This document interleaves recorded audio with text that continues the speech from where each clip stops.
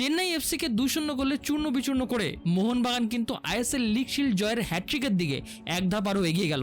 মোহনবাগান বনাম চেন্নাই এফসির এই ম্যাচে সার্জিও লোবেরা কিন্তু সেম টিম, সেম ফরমেশন এবং সেম ট্যাকটিক্সে টিম সাজিয়েছিলেন। আমার আগের ভিডিওতে সবথেকে বেশি সমালোচিত প্লেয়ার লিস্টন কোলাসো কিন্তু এই ম্যাচেও রাইট উইং ফরওয়ার্ডে স্টার্ট করেছিলেন, যেটাকে নিয়ে আমার এবং সমস্ত মোহনবাগান সমর্থকরা কিন্তু একটা বিরক্তি প্রকাশ করেছিল। সার্জিও লোবেরার ওপর আমার পূর্ণ আস্থা ছিল যে সেকেন্ড ম্যাচেও লিস্টন কোলাসোকে যখন এই পজিশনে খেলাচ্ছেন নিশ্চয়ই এর পিছনে তার কোনো ভাবনা চিন্তা অবশ্যই আছে। এই ম্যাচের জন্য লোবেরার একটা এম কিন্তু একদমই পরিষ্কার ছিল, মোহনবাগান যেন কমপক্ষে 3 থেকে 4 গোল অবশ্যই যেন স্কোর করতে পারে, তাহলে আমাদের যে জিডি বা গোল ডিফারেন্স সেটা যেন আরো একটু বেটার হয়। এবং এর ফলস্বরূপ মোহনবাগান কিন্তু প্রথম থেকেই এই ম্যাচটাকে আক্রমণাত্মক মেজাজে শুরু করলো।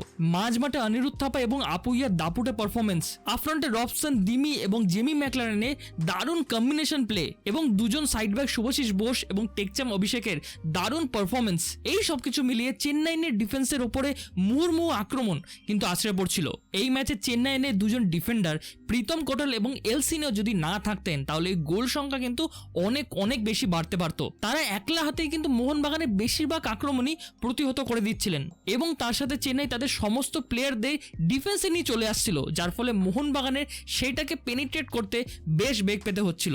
রবসনের পেনিট্রেট করে ঢোকা এবং জিমি ম্যাকলারেনের পজিশন রান করা, এই সব কিছুই কিন্তু হচ্ছিল, কিন্তু যেটা মেন ইম্পর্টেন্ট দরকার ছিল গোল, সেইটা কিন্তু আসতে বেশ বেগ পেতে হচ্ছিল মোহনবাগানের। সমর্থকরা যখন ভেবেই নিয়েছিলেন যে মোহনবাগানকে ফার্স্ট হাফে গোল শূন্য ড্র রেখেই ড্রেসিং রুমে ফিরতে হবে, ঠিক সেই মুহূর্তে কিন্তু অনিরুদ্ধ থাপা একটা দারুণ থ্রু পাস কিন্তু বাড়িয়ে দিলেন মাঝমাঠ থেকে এবং জেমি ম্যাকলারেন তার স্ট্রাইকার সুলভ বুদ্ধি ইউজ করে নিজেকে অনসাইড রেখে বলটাকে কন্ট্রোল করে আগুয়ান গোলকিপারকে সাইড রেখে বলটাকে কিন্তু জালে জড়িয়ে দিলেন এবং মোহনবাগানকে 1-0 গোলের লিড এনে দিলেন ফার্স্ট হাফ শেষ হওয়ার আগেই। প্রথমার্ধের পারফরমেন্সকে যদি বিচার করা হয় তাহলে বলবো টেকচাম অভিষেক সিং কিন্তু দারুণ ফুটবল খেলেছেন।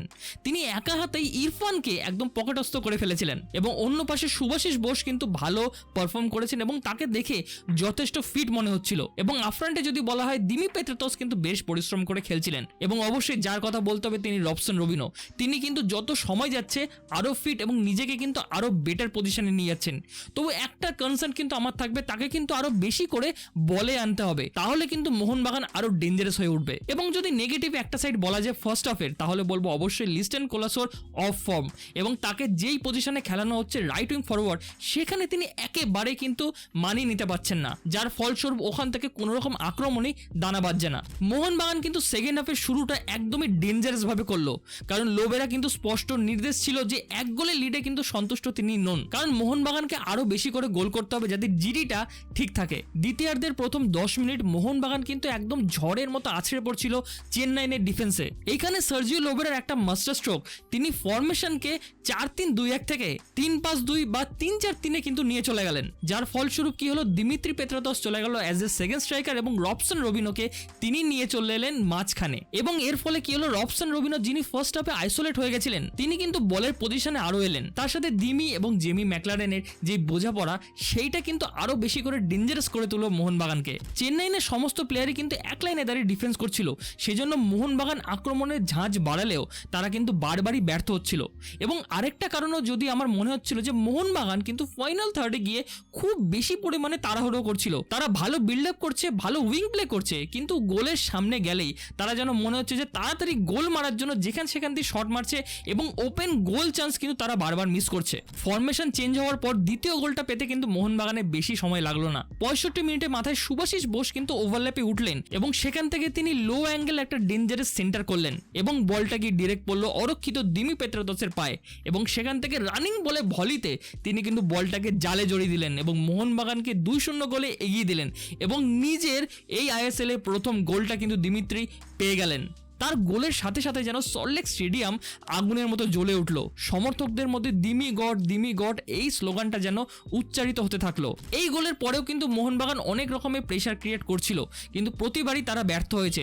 যদি আমরা ম্যাচে পরে দেখতে পেয়েছি জেসন কামিন্সকে, মনবীর সিংকে, কিন্তু মোহনবাগান এই ম্যাচে আর কোনো গোল স্কোর করতে পারলো না। 2-0 স্কোর লাইন নিয়ে কিন্তু এই ম্যাচটা শেষ হলো। তো এবার আসি ম্যাচের পজিটিভ এবং নেগেটিভ কিছু কথা। দেখো, পজিটিভ পয়েন্ট কিন্তু অনেক বেশি পরিমাণে আছে। প্রথম কথা অবশ্যই আমি বলবো সার্জিও লোবেরার ফরমেশন চেঞ্জ এবং প্ল্যান বি।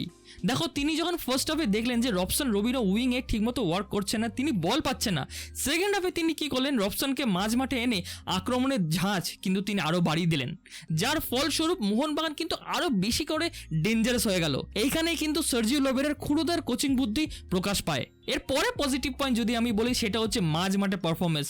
আপুইয়া কিন্তু দুর্দর্শ অ্যাজ ইউজুয়াল প্রতিটা ম্যাচেই খেলে, সেই ম্যাচেও কিন্তু কোনো অত্যুক্তি হয়নি এবং তার সাথে অবশ্যই যোগ্য সঙ্গত দিয়েছে অনিরুদ্ধ থাপা।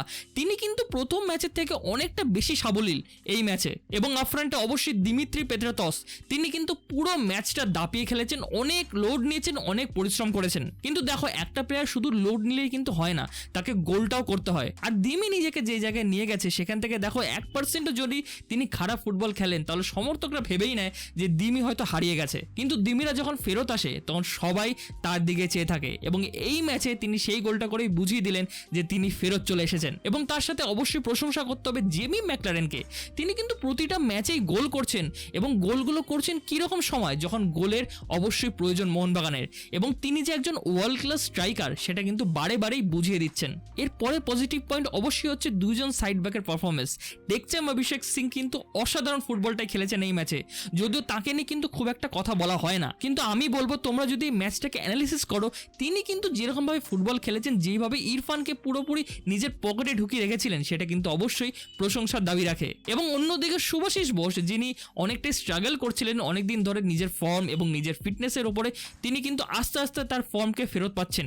এই ম্যাচে বিশেষ করে সেকেন্ড হাফে তিনি কিন্তু আফ্রান্টে অনেক অ্যাটাক ক্রিয়েট করেছেন এবং ওভারল্যাপেও কিন্তু বারবার রান করেছেন এবং সেকেন্ড গোলটা কিন্তু তার অ্যাসিস্ট থেকে হয়েছে, সেটাও মনে রাখতে হবে। এবং আরেকজন আনসাং হিরো কিন্তু অবশ্যই হচ্ছে আলবার্তো রড্রিগেস, ডিফেন্সের স্তম্ভ, যাকে ছাড়া মোহনবাগানের ডিফেন্সকে একদমই আমরা ভাবতে পারি না। এবার কিছু negative point. First of all বলতে হবে লিস্টন কোলাসোর পারফরমেন্স। দেখো ফার্স্ট হাফে কিন্তু লিস্টন কোলাসোকে অ্যাজ ইউজুয়াল খুঁজে পাওয়া যায়নি, কারণ তিনি তার অনভ্যস্ত পজিশনে খেলছেন এবং সার্জিও লোবেরা তাকে সেই পজিশনেই খেলাচ্ছেন। যদিও আমি বারবার বলছি যে সার্জিও লোবেরার উপর একটু বিশ্বাস রাখতে হবে আমাদের, কারণ তিনি ভালো কোচ, তিনি হয়তো কোনো প্ল্যানিং করছেন কোলাসোকে দিয়ে, যেটা হয়তো সফল হচ্ছে না, বাট আমাদেরকে সময় দিতে হবে। এবং নেক্সট নেগেটিভ পয়েন্ট যেটা মনে হয় আমার সব থেকে ইম্পর্টেন্ট, সেটা হচ্ছে মোহনবাগানের গোল না পাওয়া। দেখো মোহনবাগান কিন্তু ঠিক কথা 2 গোলে জিতেছে, কিন্তু এই ম্যাচে কিন্তু 4 গোল অবশ্যই মিনিমাম হতে পারতো যদি না মোহনবাগান হেলায় সুযোগগুলো নষ্ট করতো।